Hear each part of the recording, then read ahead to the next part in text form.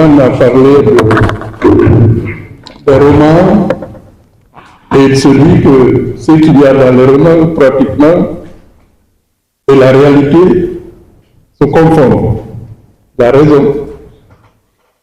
Quand vous écrit Le Cercle des Tropiques, ou William Sassine, quand il écrit, ou Thierry Monet Membo, même si c'est sous forme romancée, mais c'est la réalité. Ce sont des choses qui se sont effectivement passées en Guinée. Et il y a d'ailleurs un écrivain guinéen, Kaba Karantian, le titre d'un de ses livres, c'est « Ça s'est réellement passé en Guinée ». Parce que les gens se demandent souvent si effectivement ce sont des choses qui ont eu lieu. Et puis oui, ça a eu lieu en Guinée.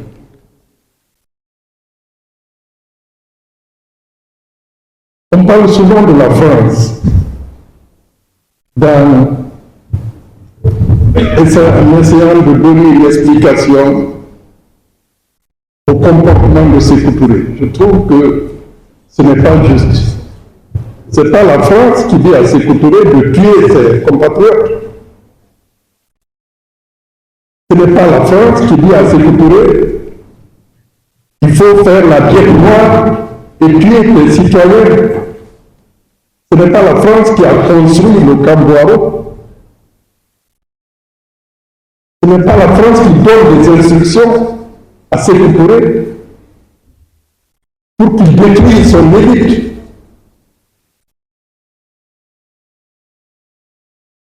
Tous les ambassadeurs de Guinée, à New York, à Washington, à Moscou, autant de Sékou, tous ont été tués. C'est la France qui est responsable de cela. La France a quitté la Guinée en 1958. Il y a eu quelques tentatives avec le service de contre-espionnage, le STEC. Mais on sait que le Premier ministre, le président du Conseil Mamadou Dia est intervenu à temps. Au moment où on a découvert des caches d'armes à la frontière de Kédougou, entre la Guinée et le Sénégal, Mamadou Dia est intervenu, il a écrit au général de Gaulle. Il a fait expulser les officiers français qui étaient impliqués dans ce processus. Et il n'y a pas eu un début d'action. Pratiquement, les fameuses coupures de faux billets, on raconte ça, ça a existé, mais ça n'a pas eu, ça ne s'est pas répandu en Guinée. Sékou Touré lui-même était au courant de ce problème de cache d'armes. Mais ce que lui, il a fait, Sékou Touré, il a créé l'amalgame. Il a fait croire que Ibrahima Diallo, qui avait créé un parti politique en Guinée, le Parti progressiste guinéen, en 1960, en avril 1960, en même temps, il y avait eu le problème de ces caches d'armes. Il a voulu lier les deux problèmes qui n'étaient pas liés. Ibrahima Diallo a publié un manifeste, la dictature à l'ombre de Sékou Touré. Il a fait publier un manifeste, il a créé un parti politique avec son ami Ouattara. Ils ont été arrêtés et exécutés. Après, on a voulu faire croire qu'ils sont des agents de la France. Non. Ils n'étaient pas des agents de la France. Ils avaient le droit de créer un parti politique d'après la Constitution de la Guinée de 1958. Donc il y a cela. On essaie de tout expliquer, de justifier par le comportement de la France. La France s'est abstenue aux Nations Unies, ce qui a permis à la Guinée d'entrer. La France avait le droit de veto. Elle fait partie des 5 membres permanents du Conseil de sécurité. Mais grâce au travail de Diallo Kelly, le premier ambassadeur de Guinée à l'ONU, tous les pays occidentaux ont soutenu la Guinée. Donc la France était isolée. C'est ça la réussite diplomatique du pays. La France était isolée et l'ambassadeur de France même aux Nations Unies a dit à son gouvernement qu'on ne peut pas s'opposer à l'entrée de la Guinée. Tout ce qu'elle peut faire, c'est absolu. La France est absolue. Tous les autres pays ont voté, la Guinée a été admise.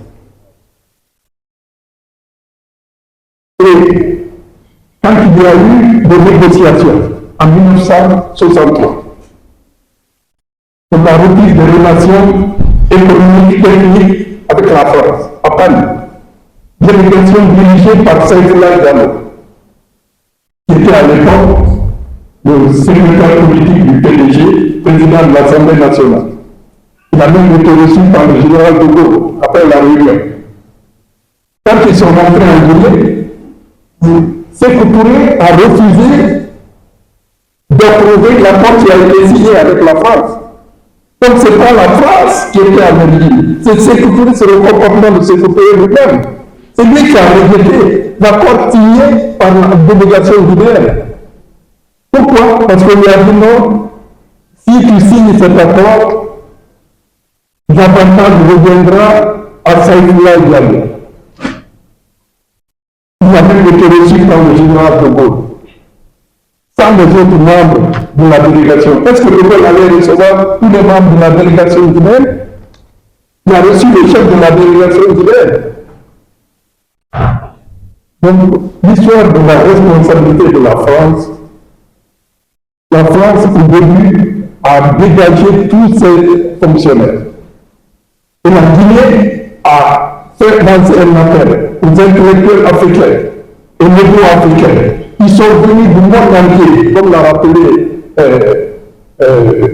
professeur Dan Boubacar, surtout du Sénégal ici. Amsa Tassa, qui a même été directeur du cabinet de Sékou Touré. Il faut voir comment le bureau de Sékou Touré est bien organisé avec Amsa Tassa. Sarr Khalil, qui était directeur de chemin de fer de Guinée. Sénégal, professeur agrégé, qui finira où? Au Cambouaro. Il a été arrêté. Il a fait 3 ans ou 4 ans au Cambouaro avant d'être libéré et expulsé. Et beaucoup d'autres se sont retrouvés dans cette situation. Les Haïtiens, il y avait beaucoup de Haïtiens qui étaient venus en Guinée. Et dès le départ, ils ont dit ça ressemble un peu à Haïti. Donc, il y a eu beaucoup de professeurs qui sont venus. Il a abandonné même son poste à Dakar ici, à l'époque, pour aller en Guinée, avec 12 professeurs. Mais tous ont été obligés de quitter la Guinée. Quand ils ont vu l'attitude de Sékou Touré, son comportement tyrannique, dictatorial, surtout après le problème avec le syndicat des enseignants. Il a arrêté tout le bureau du syndicat des enseignants. Les élèves sont sortis pour manifester, on a fermé les écoles.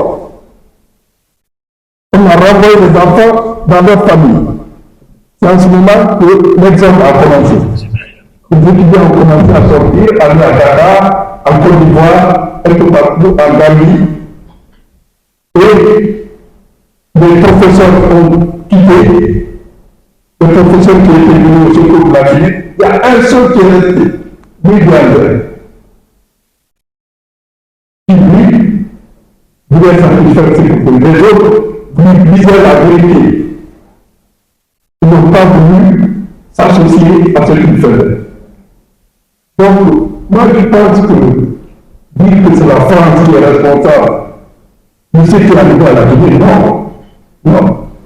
C'est le Sékou Touré qui est responsable. Son gouvernement, il est responsable, son pays était souverain. Il y avait une aide massive de l'Union soviétique, de la Chine, de beaucoup de pays, y compris les États-Unis. Mais cette pays a été mal géré. Il s'est mal comporté avec ses compatriotes. Surtout, ce que je reproche à Sékou Touré, c'est d'avoir détruit l'élite de la Guinée. Toute l'élite de la Guinée a été détruite. C'est pour cela que la Guinée s'est retrouvée comme ça après sa mort.